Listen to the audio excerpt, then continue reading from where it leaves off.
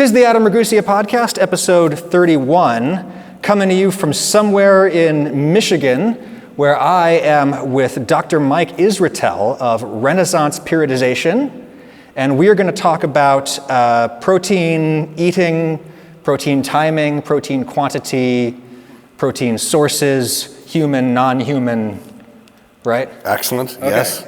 Everybody knows that human meat is the most anabolic, but check the local laws in your jurisdiction. Transylvania, you're fine. Sure, right. Dr. Mike, first of all, what kind of doctor are you really? I'm not a real doctor. I'm a sport physiologist, which means I'm supposed to be educated in taking good athletes and making them better. Well, you took an athlete today and made him the best. The best, yes. So I just shot a workout. We did a training video for RP's YouTube channel. That video will be linked in the description if you're watching this on YouTube, or in the show notes if you're listening to the pod. And you can see me totally embarrass myself as Dr. Mike reams my little behind. Boy, oh boy, that could be taken a different way. I think you did great. Thank you. But I tell everyone that when I ream their behind. You say that to all the ladies. We'll say ladies, yes. So, protein. I've always heard 1 gram of protein per day per pound of body weight, which is mixing metric and imperial, and I don't know why we do that. But you guys have Google at home. You can figure out what that is in your local system. The 1 gram per pound of body weight, is that a good enough guide in your opinion? Yes. It slightly overshoots the need for most, but by overshooting by a small margin, you make sure to not ever really risk taking in too little. A tiny bit more than you need poses essentially zero downsides for health or anything else. And it also covers your bases for both muscle gaining and fat loss to keep the muscle on the body. And if you get a little bit more protein than you quote unquote need, it just gets used for energy and other stuff. So it's no big deal. But for those of us who are trying to be leaner, excess protein means excess calories, which is still bad, right?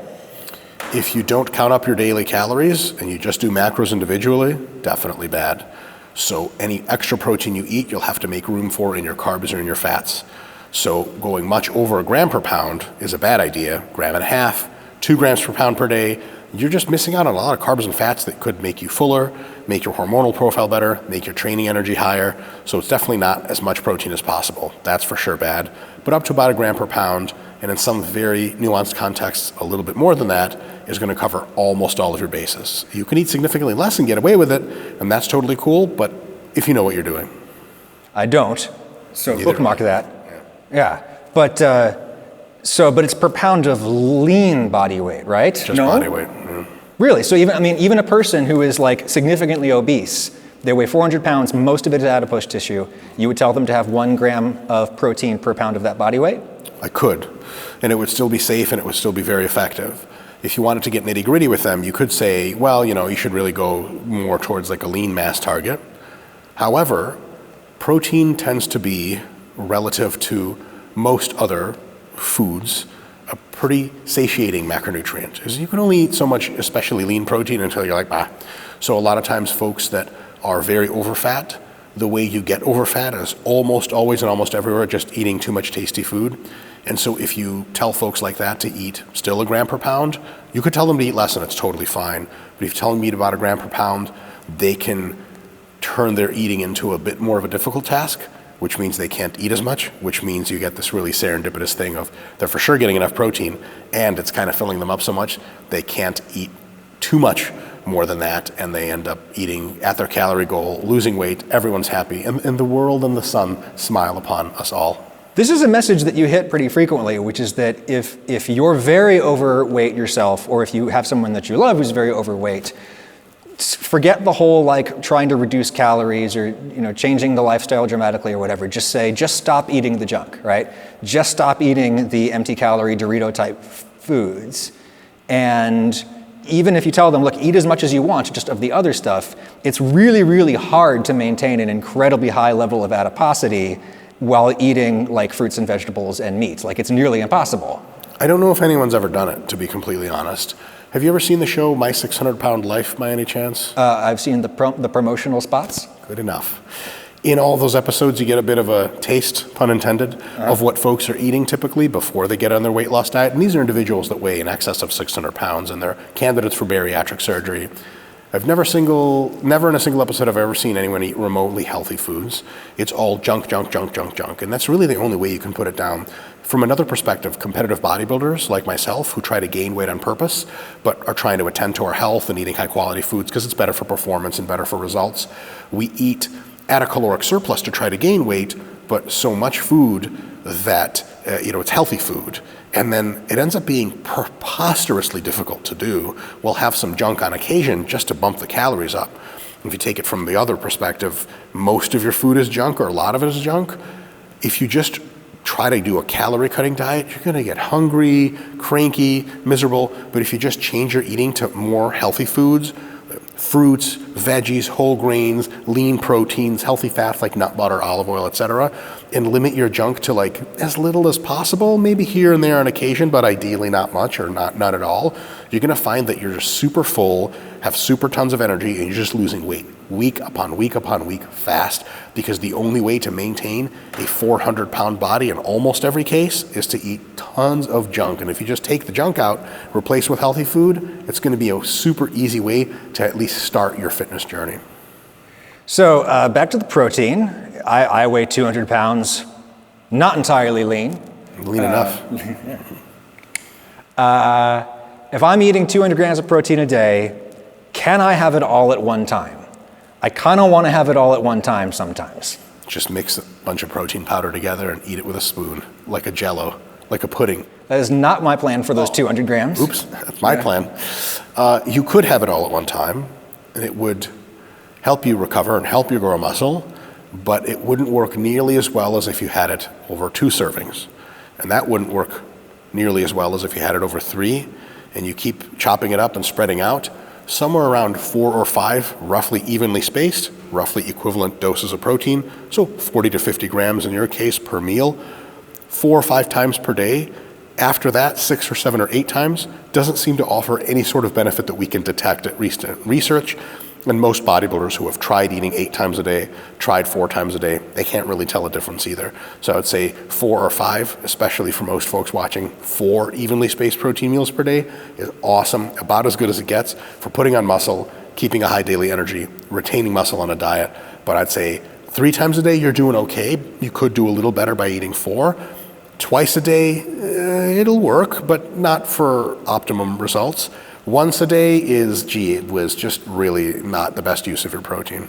Well, what goes wrong when you have it all in one sitting, as I may or may not be doing tomorrow back in Detroit at a certain establishment? Will the protein end up going to body fat rather than building muscle? Is that the danger?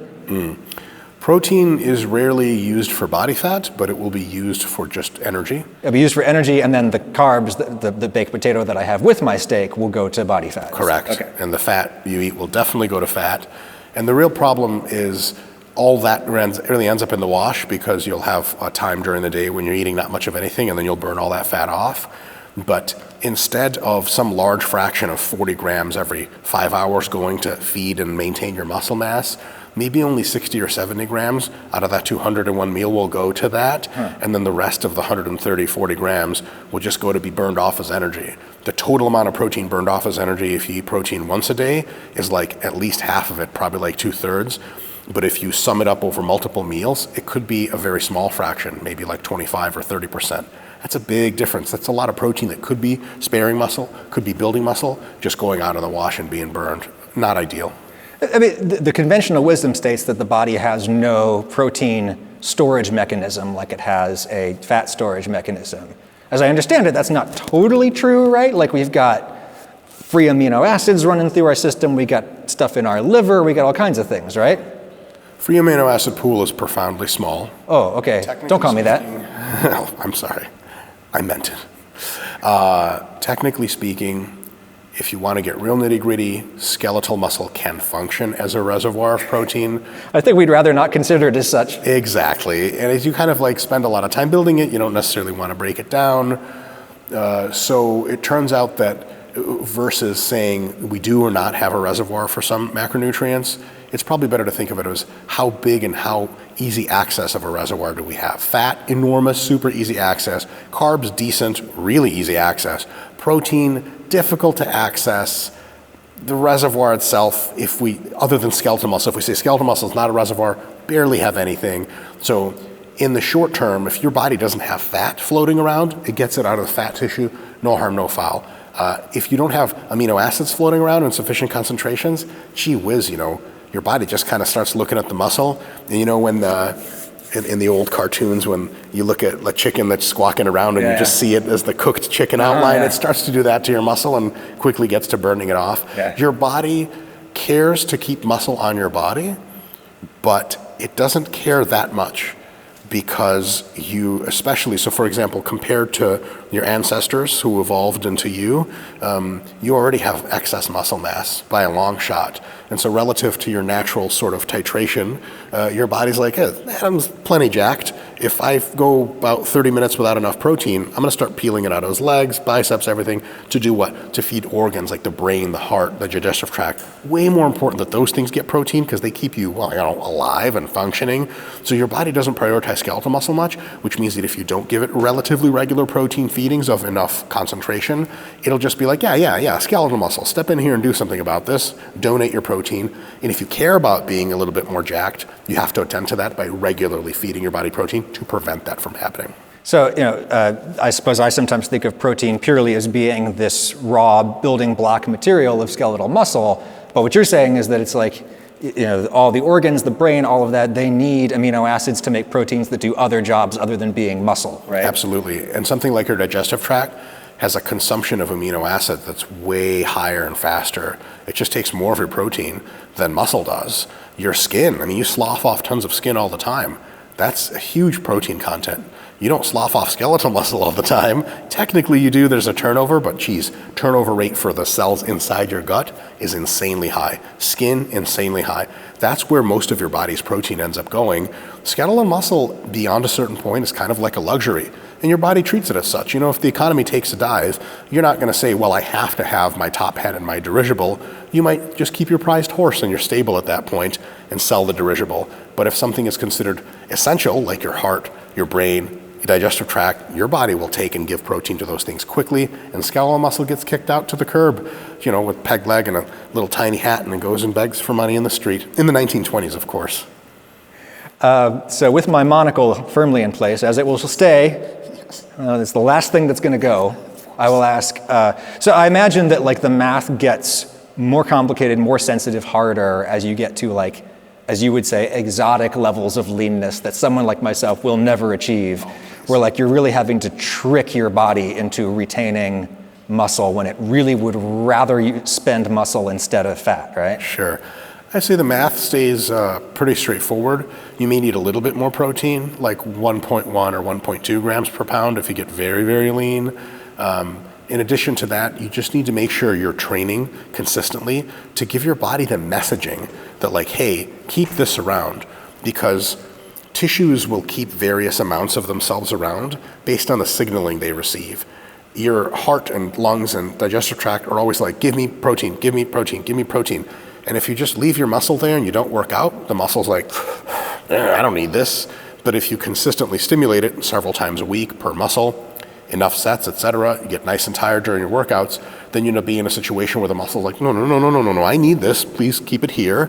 And then it maintains its level. So plenty of protein around the clock, consistent resistance training, and of course as much sleep as possible and a low stress environment as possible. Yeah, you lost me there. Yeah, we lose most. Why can't we just eat protein? If the body is able to utilize protein as an energy source, does it break them down into does it end up as glucose in the end? How does it actually metabolize amino acids into energy? So there's a couple processes through which that... I like complexity, hit me. Yeah, so there are some amino acids can be essentially broken apart and inserted at various parts of the energy manufacture process. Some of them can actually function a little bit like glucose. They're inserted at various parts during glycolysis. Some of them are no good for that, and they're inserted in various subcomponents during the Krebs cycle. So it ends up being like it gets used somewhere, but not all in the exact same place, and it really does depend on the amino acid. So it's all like, where can we throw it in? How can we modify it beforehand? Now, that modification, it costs some energy. Hello, fly. Hello, fly. Bye-bye. That modification costs some energy. It is a little difficult to do. Your body prefers not to do it. So your body, if it has proteins, carbs, and fats in the same meal, generally won't use protein for a lot of energy. It'll use carbohydrates and fats, which are much more readily. Just carbs go into that whole process all the way through. Proteins are used, they need to be modified first. They are inserted at various parts of that process. Sometimes they don't yield as much energy and all that stuff. So ideally, your body will use carbs and fats. If you have protein around and not much else around, or if you're starving and your muscle gets pulled out or protein gets pulled out of muscle, then it gets reinserted into other cells' pathways at those various junctures to do a good enough job. Okay. Sometimes when that happens, it'll convert it to ketones first and all this other stuff. It can get quite complex. Okay, but if I can run the car on protein, why not just be safe and only run the car on protein and like a multivitamin to, not get a sailor disease? Yeah, safe from what? I would like to be as jacked as possible. I guess. So being jacked as possible is like going as fast as possible in your car. You're not running with the highest quality fuel if you're trying to use protein for the same stuff that you're trying to use ideally with carbohydrates. So carbohydrates fuel your performance better than protein does. They actually let you train harder in the gym. They recover you from gym training better than protein does for later gym training that day. They give you more daily energy for tasks, which also means your daily step count will be higher or easier to achieve if you cap your step count with a step tracker or something. Carbohydrates are better for your brain. They let you think more clearly. And if you go on a low-carb diet, you clearly right away decide that, I don't even know what my name is. Yeah. So if you just try to excise carbohydrates completely, you'll certainly have enough protein for all the good functions that it has. But another thing carbohydrates are good for is anti-catabolism. They actually prevent protein breakdown in their own presence, and they do all those other great things. So if you're looking at sort of marginal utility, up to a certain point, more protein is better. Up to a point beyond a gram per pound, more protein is about neutral. Shortly thereafter, it's negative relative to having to reduce the carbs. Having as many carbs as you can once you've filled your protein is great until they impinge on having an essential amount of fat.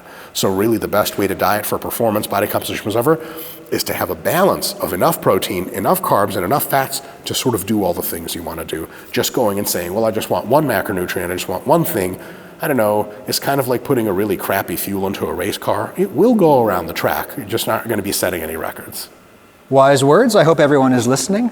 And they could listen even more comfortably with earbuds from Raycon, sponsor of this episode. Let me tell you about Raycon for a second. I'm a sound person. The devotees know that I was a music major in college, and I taught like advanced audio production at school for a really, really long time. And let me tell you, these headphones really do the business as far as I'm concerned in terms of sounding really good. But the other thing I like about them is that they are good for my piddling little workouts. They stay in my ears, they don't fall out. That's the worst thing, because the everyday earbuds from Raycon come with like a bunch of options for those soft little silicone tips that just slide right in. You get one that's a nice fit, a nice seal, and it's absolutely fantastic. They don't fall out. Absolutely love them. Hey, holidays are coming up, kids. Speaking of kids, we got our kid some gamer headphones from Raycon, and like he was just over the moon, and he wore them for Halloween. He was like a YouTube gamer. That was his costume for Halloween, and it's funny him like coming up to older folks to trick or treat. They were like, "Oh, and what are you?" And he's like, "I'm a gamer," and you could tell in the gears in their head were kind of like, that's a thing the kids want to be these days? And the answer is yes, madam, yes, that's what all the kids want to be, and there's nothing wrong with that. Forever people have watched people play sports recreationally, other people play sports. It's a perfectly logical leap to watch other people play video games if video games are what you're interested in, and let's not shame people for being into what they're into. Anyway, Raycon.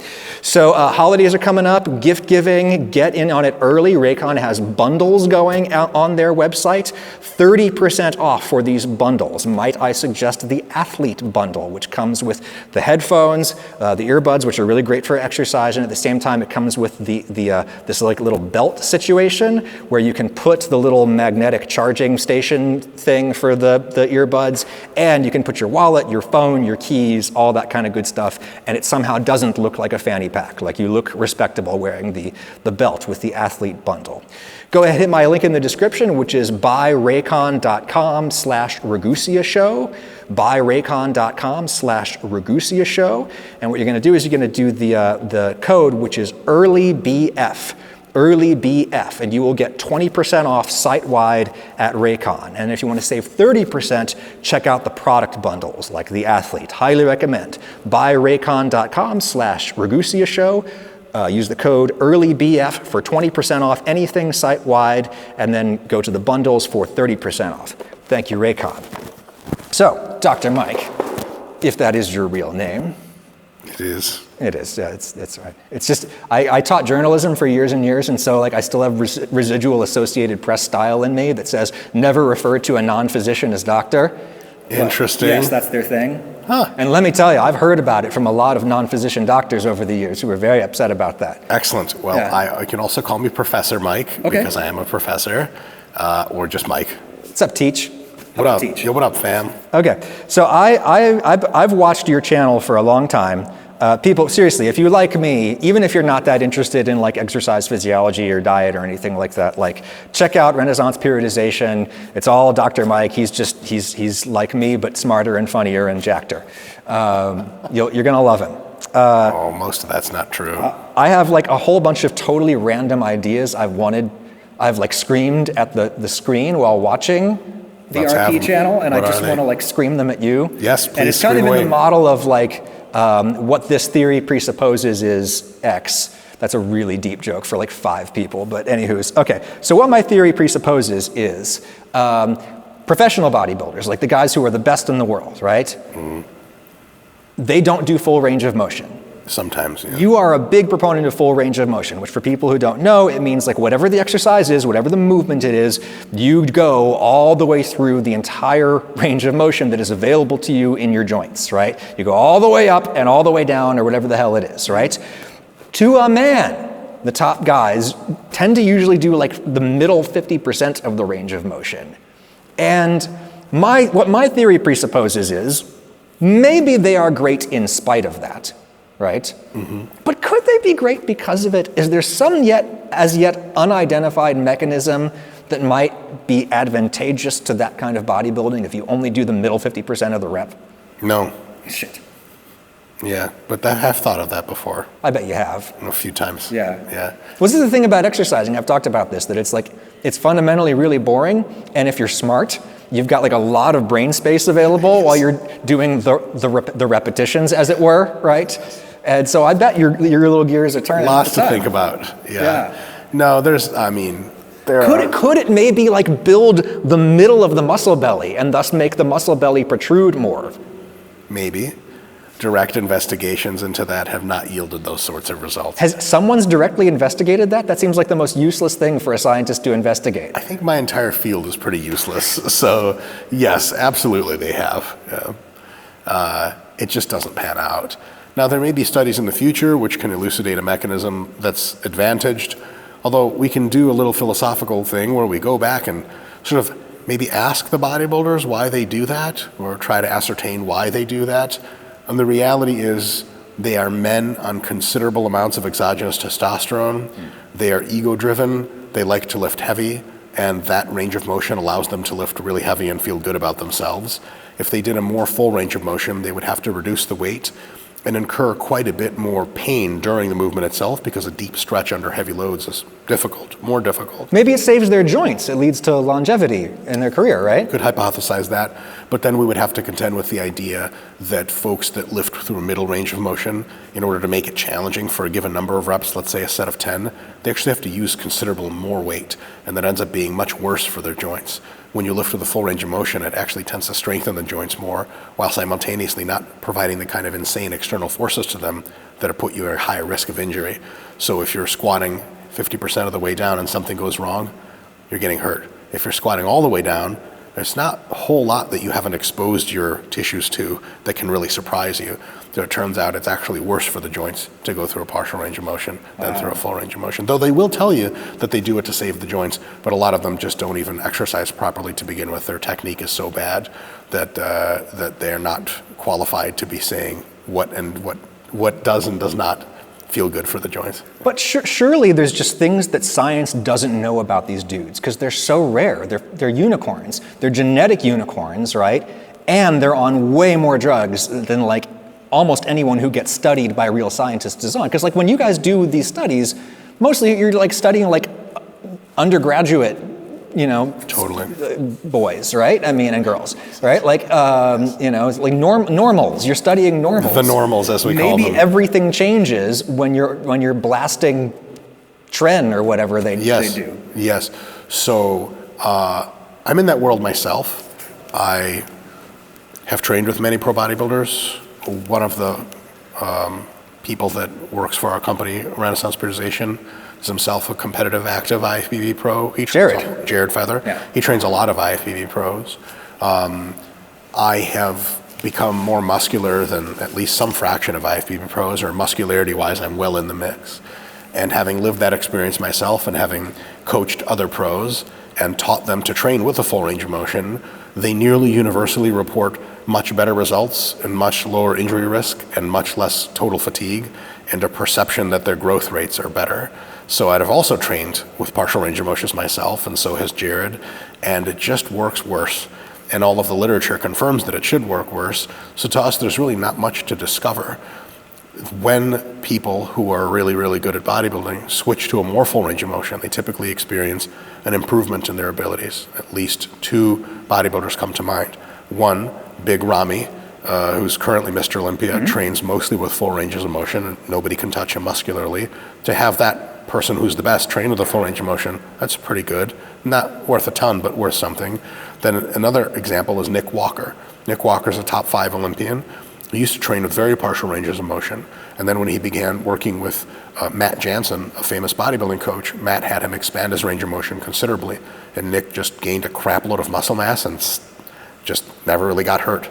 So he was able to do more to his muscles with a fraction of the weight he used to use. Gee whiz, you know, we're seeing this transformation slowly. There's other folks like John Jewett, IFBB Pro, who train with a full range of motion, many others. The idea that the top guys don't train with full range of motion used to be more true in the 90s. It is incrementally since then becoming less and less true. So you think that Ronnie Coleman could have been bigger than Ronnie Coleman had he not trained with a lot of momentum and short range of motion and all that kind of stuff? Yes, absolutely. It's hard to imagine any human surpassing. It's not hard at all. Big Ramy is bigger than Ronnie Coleman. Not at the same level of leanness, right? At exactly the same level of leanness. All right. Okay, so that's He's just better. There you go. So there's an interesting question. So like, if your theory presupposes that like competition Big Ramy and competition Big Ron have basically the same kind of body composition, subcutaneous water or lack thereof, and all that kind of stuff, Big Ron's muscles still popped way more than like Ramy's ever do. Is that pure genetics? That's just the shape of the actual muscle itself that you're born with. They either kind of protrude in a Phil Heath-ish manner, or they just kind of sit flat in, say, who's really big but doesn't have good definition. Steve Kuklo, right? Like that guy. I mean, that guy's amazing, right? He's like huge, super lean, and he kind of doesn't look that muscular in a weird way. It's just sort of like flat in a way that like Phil Heath's muscles are just like somebody blew it up like a balloon, like they're making Peking duck. Yeah. So genetics is definitely a huge factor. I will say Big Ramy has some of the roundest muscles I've ever seen on a human being, and his overall shape is better than Ronnie Coleman's. Can't deny that. Yes. Yeah, and so Ronnie did have a profound amount of vascularity, which just really looks gnarly when you get lean. Big Ramy does not have as much vascularity. Somebody like Jay Cutler had almost no vascularity if you think about it. But he had those feathers in his quads, which... He did have the feathers. And that's purely genetic, right? If you get lean enough, yes. Right. Yeah, now most people can get quad feathering if they get lean. Phil Heath couldn't. That guy had no Yeah. No, not a gram of body fat on that guy's body and no feathers in his quads. It's just about everything else was feathered. Yeah, so yeah. he won a few Olympias in his day. Okay. But yeah, the muscle shape thing is really not something we have a huge influence over. Our abilities as individuals is to get as big and as lean as possible. The muscle shape kind of does its own thing. Huh. Yeah. Speaking of Phil Heath, so most bodybuilders as they get older and there's no second part to that statement. Most bodybuilders as they get older, their midsections tend to grow, right? And there's a lot of people, it seems to be a lot of mystery around what the mechanism of that is. It seems odd to me that this could be mysterious, like just throw an ultrasound on them and just see what that tissue is. Like, do you have any idea? Why does the midsection grow as the bodybuilder ages? Humans store increasingly more intra-abdominal fat as they age. Generally speaking, as you age in bodybuilding, also your organs tend to grow because you're subjecting them to very high volumes of drugs that are designed to make organs grow. Yeah. So that combination of typically people's waists expand as they age anyway from intra-abdominal fat and organ growth, and add to that years of heavy training and years of profound drug use, yeah. And you tend to get an expansion of the gut that looks like it looks. And now also it's scaled to how big the individual is. People say, Arnold had a very slim waist, and that's very true. But it's wide. People, sure, he did the angles well. Yeah. The people who are roughly Arnold's size now, like Chris Bumstead, for example, have even more tapered waists than Arnold had. And so when people say, well, how come Phil Heath's tummy is so big? Well, the rest of him is just straight up obnoxious. Yeah. So it's a lot of that organ growth has to happen because of how much food he's eating to get that big. So a lot of that's not so much a mystery. It's just you eat tons of food, you take tons of drugs, and as you get older, you tend to store more intra-abdominal fat. So a guy who is that lean, who has competition levels of lean, will still have like visceral fat and stuff like that? Some level, absolutely. Why? What is that for? What does the body store that for? To keep your organs fed and keep you upright. Huh. Yeah, it's probably one of the last sources of fat to go, and if that goes completely, you're probably dead.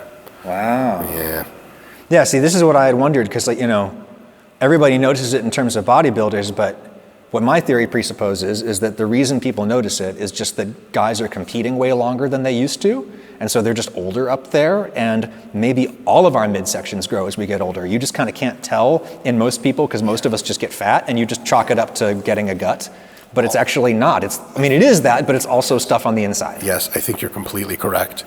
I think your take is a very rare take, and is probably going to be the most true take that most people see about this. It actually is very enlightening that you came to this yourself. Oh, this feels so good. Yes. I feel so validated. Yes, and that's something that people just fail to compare. So most bodybuilders in the 70s and 80s retired in their mid to late 20s. Yeah.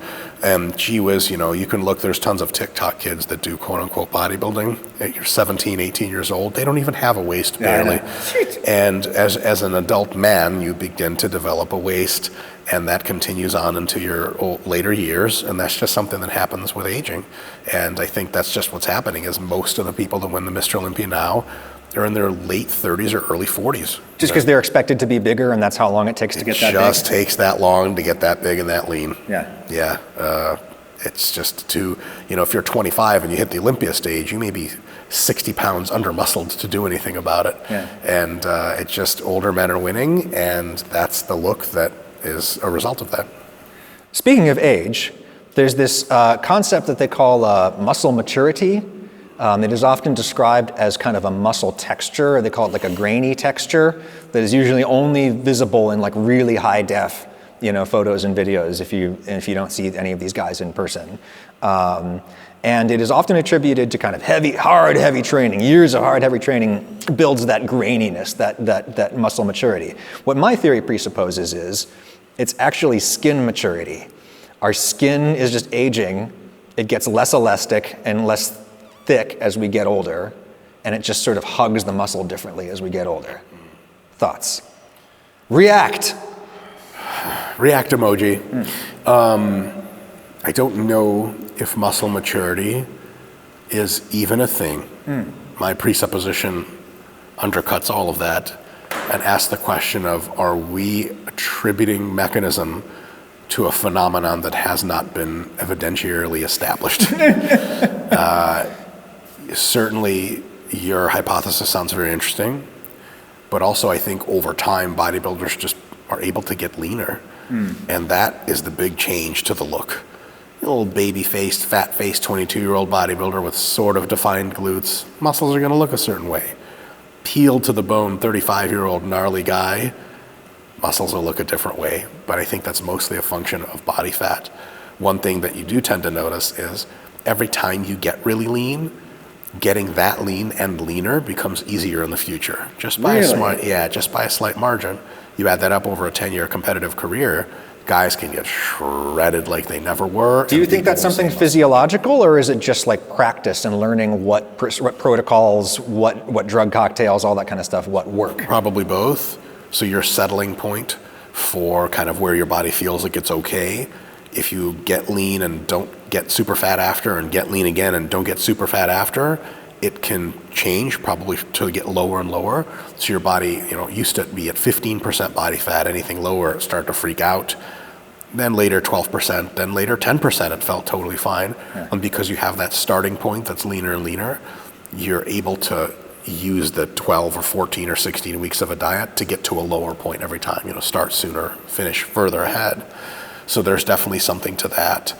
And there's something, of course, to the practice of it. Yeah. Your diet will shock you the first time you do it to get stage lean. The second time you do it, you're like, yeah, I've been here before. The third time, this is easy. Actually, as of the filming of this video, Jared Feather is peaking for one of his shows he's got, and he said they did very low stress prep, and he was like, it just was not that hard to get super lean. Wow. And the first time I ever got striated glutes on stage, I did like a 22-week diet or something preposterous. Yeah. The second time, I got glute striations after 10 weeks of dieting, and I was like, okay, here we go. It's all bonus round from here. So it does get psychologically easier, but I think there's almost certainly a physiological underpinning. Sure. Because you don't feel as psychologically competent as your body reveals. It's not like, oh, this is super easy. Just keep going like this and it'll get hard and I'll get lean. It just never really gets that hard and you're already super lean. You start to think, well, I'm not this good at dieting. Something's happening that's not just in my mind or in my actions. It's something in the physiology. Don't we all know about that? It's just so easy to get so lean. With many years of hard practice. Yes, exactly. Then it's the easy part. Yes, I don't have the practice, but when I want to try to not eat a big nasty breakfast, at least I usually reach for coffee. Which brings us to the other sponsor of today's episode, Trade Coffee, my source for all of my coffee. Love Trade Coffee. Devotees know that I was not a coffee drinker for much of my life. It's an acquired taste that I just never put forward the effort to acquire. And then I hooked up with Trade, and the thing about Trade is you don't have to know what you like.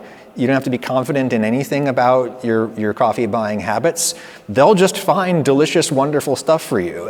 And one of the things that I really like about them is that it's not like a thing where they're buying surplus coffee and then just putting it in a fancy bag and then sending it to you and telling you that it's really good. What they do is they partner with local independent roasters all over.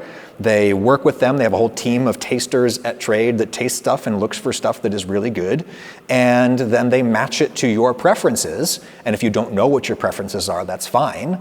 You just tell them, or surprise me, and they'll surprise you. They start sending these delightful, biodegradable, compostable red bags full of coffee to your house, full of things that will delight you. And from that, I was able to learn that I really like lighter roasts, which I always eschewed earlier in my life because I have a bunch of messed up toxic masculinity in my head that told me that light means weak, bad. You're not drinking the real stuff, Ragusia, right? And then I found out that no, actually that's like thinking that a well done steak is the better steak, is the more hardcore steak. I mean, no offense if you like well done steak or really, really dark roasted coffee. I mean, you do you.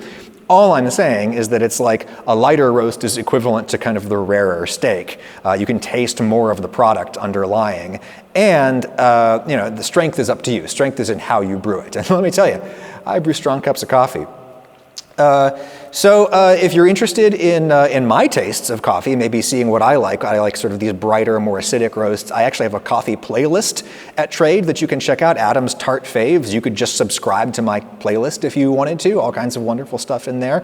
Or you could tell them that, hey, you know, I like Adam's programs, but I don't like his tastes in coffee. I like dark roasted stuff, and they'll send you a ton of that as well. Just go to drinktrade.com/AdamShow, drinktrade.com/AdamShow, and you can save $30 on your subscription at drinktrade.com/AdamShow to save $30 on your subscription. Get yourself some of the best coffees in the country, roasted fresh, delivered right to your door. It's good times. Be well. Thank you, Trade. That was really good. Thank you. I'm a professional. You're a very excellent product endorser. Well, this is where things get dicey. This is where I get political. So I love it. I have noticed anecdotally that like a disproportionate number of bodybuilders and other kind of strength and fitness athletes will tell you that they are politically libertarian. And you have in fact talked about your libertarianism briefly on the channel. It's not a big thing for you, you know. So what my theory presupposes is there's two chief explanations for this tendency. One is real obvious, which is that you guys want to take anabolic steroids, and it's annoying that the nanny state deprives you of the ability to purchase these things at your leisure in most jurisdictions. That one's obvious, right? Doesn't even need a comment. Truth, right? I don't know if that's true. Really? Okay. Most people don't reason in a grand political level when they're talking about individual choices. Okay, I think sure. most people are perfectly comfortable breaking laws like that. So, for example, Well, you're comfortable with it, but it's still a pain in the ass to like try to find the stuff, I imagine, right? And verify that it's real and all that kind of stuff? Yes, you could also be an individual who thinks that drug legalization should occur, and then that would actually put you square into the political left, which seeks to decriminalize most drugs. Oh, it's a circle. It meets in the back end, right? The shape of the political distribution is a very long conversation. Oh, okay. But I will say that we could suppose that libertarians definitely make sense that they would be pro-drug, and if you want to be pro-drug, libertarian is a choice you could make. But then we have to explain why they're not making the choice to be an extreme leftist, because they would also subsume that idea that drugs should be legal. Right. And it's also way more popular of a view. Sure. Libertarianism, very niche. Most people are either pretty far to the right or, well, most people are marginally to the right and marginally to the left. Libertarianism is this weird little agglomeration. Well, here's where I hit you with part B of my hypothesis. There we go. Okay. Or it's a distinct, maybe it's hypothesis number 2. Index it however you would like. At home. At home. Yes. On your notepad. Yes. So, I would guess that the experience of radically transforming your body, making yourself look like a completely different fucking person, right? Fills you with a feeling of power, that you can control your own destiny, and that therefore everybody else can and should control their own destiny, and therefore the state should not intervene to balance the scales of justice and redistribute wealth and all that kind of stuff, because we are in fact actually in control of ourselves. And that's how my experience changing my body made me feel. I think you're much closer with that one. In my personal assessment, who knows what the real truth is. I think there's a lot of validity to that. I have a third option if you're interested in considering it. Okay. It is not politically correct. It may fall on very angered ears. Okay. But it's nonetheless my best thought on the subject. I think... Safe space? Great. Yeah, we'll see how YouTube takes that one. So I think that it's similar to your second hypothesis there. I think that people who have experience in changing their bodies for the better, and we'll say... I guess I should have specified that. Yes, exactly. You don't feel super empowered if you change your body for the worse. For sure, yeah. So, and people in fitness and stuff like that, especially people who have trained other people before, they tend to make two observations, I believe. Yes. One is that if you bring only a desire to change, you can move worlds. And that it seems like environmental circumstances just don't matter a whole lot. Rocky Balboa got in amazing boxing shape with nothing but Philadelphia 1976 level of poverty. Certainly most of us, almost all Americans. And he was a real person too. Right, yes, so that mythical entity. Now, there are real people like that. I've actually trained in martial arts gyms in Philadelphia. It doesn't seem that when you are in the fitness space, that wealth or privilege in any way seems to be a really big lever to pull to boost your results. At the end of the day, the way you have results is you show up, work hard, and don't eat junk. Gee, actually you need zero money for about all of those, if in a certain context. So people at least make the observation that bringing your own desire and drive is a huge factor for success, the individual's desire and drive. The second thing they tend to notice is that genetics are a huge influence on outcome. And that if somebody has a really great genetics and they have a really good desire and drive, societal variables extraneous to those seem to have very small effects. Are the fitness people and bodybuilders getting a real taste of what reality is like? Does their political view of libertarianism derive from that, or conservatism or libertarianism? Does it impose itself well upon other parts of society that are not fitness? It's not for me to speculate. I could speculate at an insane length. I'm going to speculate that getting jacked is slightly less difficult than, breaking the cycle of generational poverty and all that kind of stuff.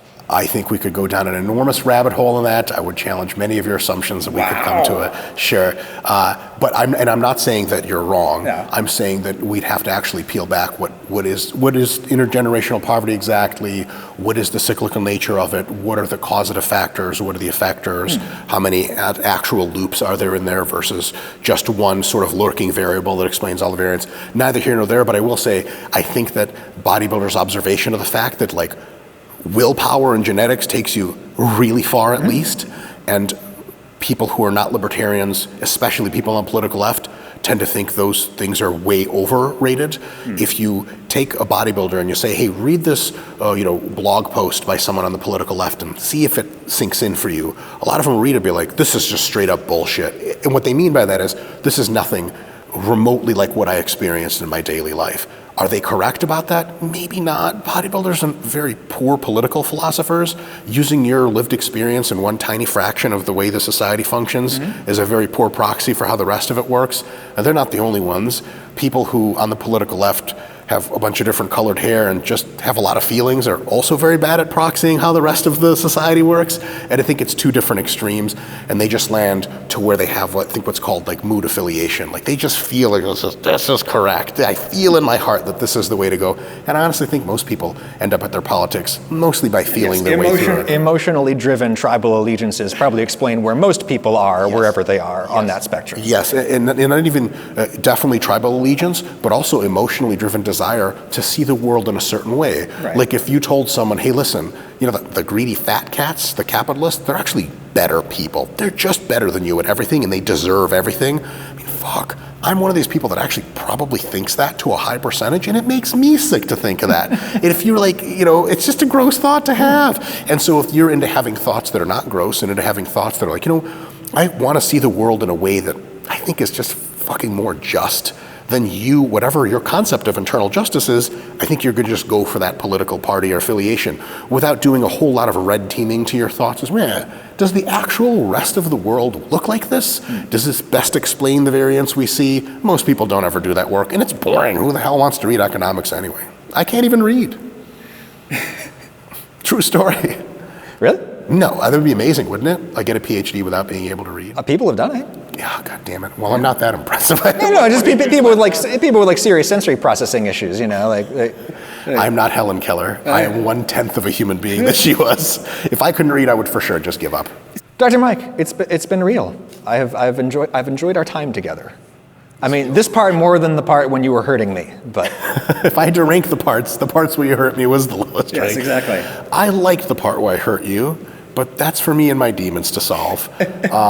Thank you so much for the chat. It was honestly wonderful, and I am supremely impressed with your kind of holistic knowledge of a bunch of different subjects, and your profound knowledge of the bodybuilding space and even the bodybuilding fan space, talking about muscle maturity and all that stuff.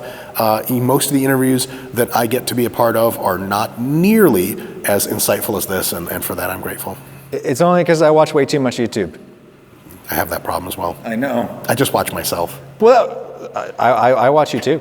But it's honestly, it's like, because when I was trying to like learn how to work out, I went on YouTube and like there was like Scott Herman and like Yes. and Jay Cutler. Yes. Oh, both Massachusetts boys, come to think of it. Both Central Mass, like. That's the place to be. Yeah.